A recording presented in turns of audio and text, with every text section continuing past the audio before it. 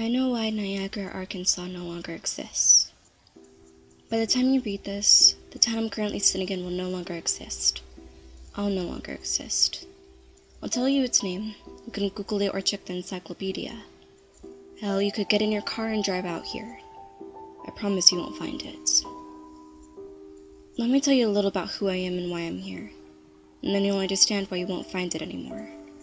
There's no way in hell this place can continue to stand after what happened. I came to Niagara, Arkansas about 2 weeks ago, as part of an emergency medical response unit on loan from the Army. About a dozen of us went through Benning and then on an overnight out to Bedunk Dirt airship in the Ozarks. I questioned why we didn't head into Little Rock Air Base, but nobody seemed to know. This was well outside my normal duties. 18 Delta, Special Forces Medical Sergeant. I got voluntold to just go, so there I was. As the saying goes, orders is orders. I deal with combat injuries requiring field expedient medicine, also known as patching holes in grunts who get fucked up downrange, dealing with acute lead poisoning, or the occasional idiot who forgets water is a thing and gets heat stroke. Normal stuff. Not this shit. They rolled us into the local hospital. It was a large, ugly concrete building that looked like it belonged in a Soviet housing block. National Guard posted up around the building in a full battle rattle, giving us some serious go-away vibes. Something interesting had been going on, or I wouldn't be there. Yet this was some next-level shit. They gave us full PPE. Masks, respirators, hoods, booties, you name it. All they told us at that point was, people are sick. Control it. Control it. I'm not sure why I didn't start asking questions right then and there. I've got a bullshit detector as finely tuned as anyone else, considering how long I've been in the military. I knew from Jump Street that something was wrong. I assumed it was some bureaucratic nonsense. Some limp dick with the bird wants to look good and blows everything out of the proportion so he could save the day. And snag another promotion, of course. So I played along, got suited and booted and headed inside. I was in no way prepared for this. There were people literally all over the main hallway of the hospital.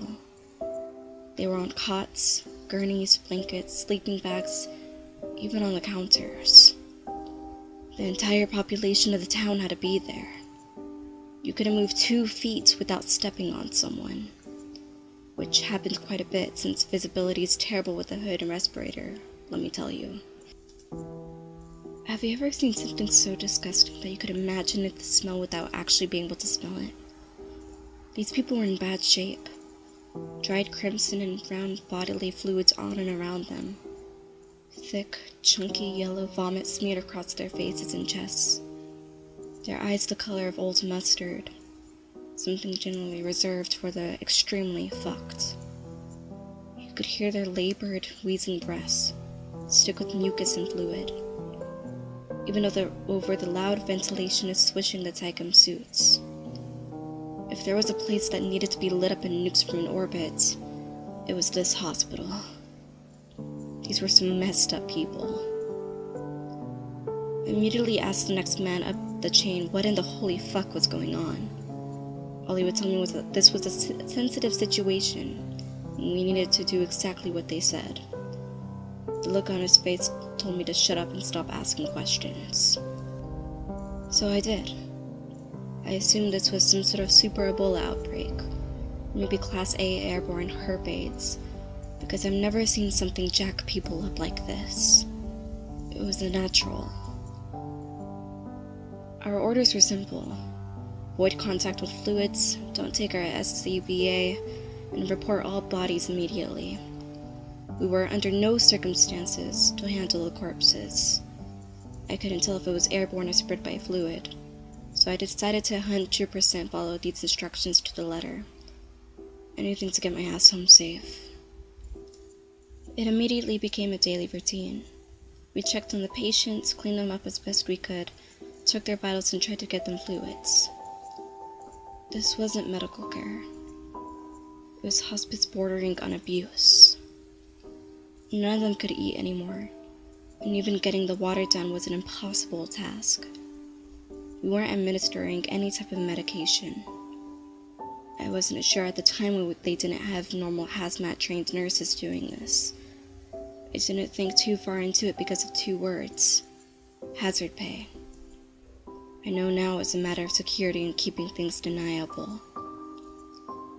A weekend I found that my initial guess was right. The entire town was in this hospital. 4 floors, packed asses and elbows amongst the dead and dying. They brought in healthy-looking people and threw them in with the diseased masses. They instructed us to sedate them. A few hours later, their skin would turn pale, their eyes would grow dull and sickly, and the vomiting would begin. Every single time. These were the people who didn't report to the hospital when the outbreak began. They had teams out there, rounding them up. At this point, I was so disillusioned that I never stopped to think about how terrible it was. They told us they were exposed and we went with it. It was easier that way. My days went by on autopilot. Check the patients in my area, attempt to clean them up, record their vitals, call in any corpses, and there were always corpses. More and more every day. I can deal with the sick and dying. I've seen worse in my time overseas. But this was on a different level. When they died, they began to bloat, more than a stiff in the hot sun of Afghanistan would after a week unattended. A thick, clear, sticky-looking substance would ooze out of their pores. Their eyes would bulge and their stomach would distend. The team that took them away wore even heavier duty PPE than we did. Shit that looked like it would be at home with an EOD team rather than in a hospital. I got one of the guys to admit that everything went into the incinerator. Body, clothing, even the monitoring equipment hooked up to them at that time.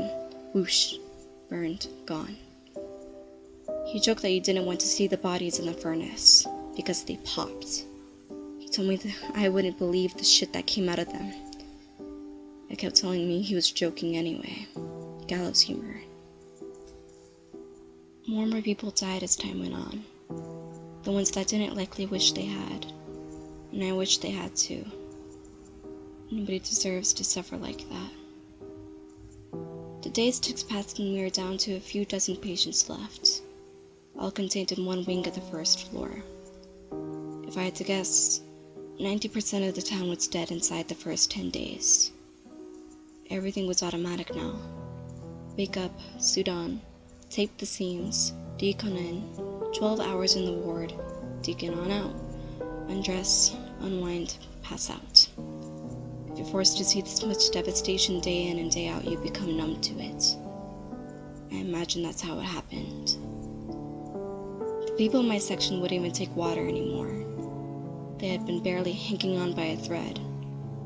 We'd moved on days ago to giving them ice chips. They sometimes spat them out as they hacked up that thick, yellow mucus/vomit concoction. It was better than leaving them to die of dehydration. Still had no idea what the end goal was, aside from monitoring them until they expired. There was never any talk of a cure or research or anything. Thinking back, I never once saw anyone who claimed to be from the CDC, WHO, or any other medical organization. Everything was military or dying on the ground. I should have questioned that sooner. I approached my last patient in the row. I didn't know his name. I didn't know any of their names. If I'm being honest, it made it easier to deal with what was going on. I leaned over with a large plastic cup of ice chips and tipped it into the man's mouth. He shuddered and spasmed. His coughing became rapid and violent and the ice chips sprayed out, all over my gear. I hurried to wipe the slurry of puke and yellow ooze off my mask and gloves. That's when I felt it. A razor-thin light of cold running down my forearm. Time slowed to a crawl as I felt it drip off my elbow, impacting the inside of my suit. I imagined I could hear the tiny plop it made as the liquid struck the synthetic material. Looking down, I could see the tiny seam between the sleeve and my outer glove where the tape had come loose. A minuscule gap, imperceptible at first, but large enough to sign my death warrant. I panicked. I didn't tell anyone. I pushed the tape back into place and choked on the John Doe responsible for this mess. He had choked to death during my moments of silent introspection. I called in the burn team and tried to go through the motions for the rest of the day. My mind was going in a million directions at once, debating if I should tell Command or try to sneak out with anyone noticing. Please know that I'm not proud of what I did, but most of you reading this would have done the same. I went through decontamination, ran to the bathroom, and scrubbed my arm until it bled. I thought that despite everything I had seen, I would be okay. Maybe it wasn't actually contagious anymore. The first thing I noticed this morning was that my eyes had taken on a jaundiced hue and my skin had grown pallid. Others in the tight-packed sleeping quarters were looking the same. Some were already coughing, that deep, rattling sound of phlegm and infection welling up in their chests. The doors weren't barricaded or nailed shut when I left, but I bet they will be as soon as they figure out what happened. They're not going to let this spread. I'm certain they weren't going to let any of us leave anyway. Others started to run when they realized what was wrong. The entire town is empty. A literal ghost town. It's strangely quiet. A thin trickle of blood has started running out of my left nostril as I type this, and I know it's downhill from here. I'm sorry for what I've done, and I pray they bomb the ever-living fuck out of this godforsaken place. I hope they burn it to the ground. My pulse is a jackhammer in my temples and my vision is swimming.